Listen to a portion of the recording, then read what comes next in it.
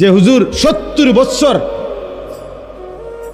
এই বাড়ির সামনে দিয়া, বিশাল বড় বাড়ি, কয় যে 70 বছর কমপক্ষে এই বাড়ির সামনে দিয়ে কেউ যাইতে হলে জুতা খুললে যাইতে হইতো, জুতা পায়ে দিয়ে যাওয়ার সাহস ছিল না। কিন্তু আজকে 70 বছর পরে ওই বাড়ি সামনে কয়টা গাছ ছাড়া আর কিছু নাই, এখন কুত্তা ঘুমায়, কুকুর ঘুমায়। এজন্য গুনাহ ছাড়তে হবে।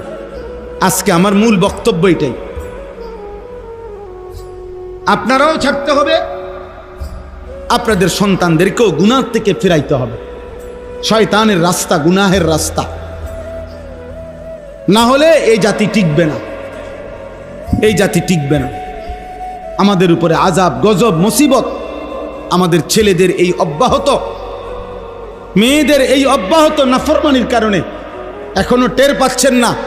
এখনো গলিতে গলিতে, গ্রামে গ্রামে আলহামদুলিল্লাহ খাইয়া না খাইয়া কিছু আলেম ওলামা মসজিদ মাদ্রাসা দ্বীনি ফিকির করতেছে,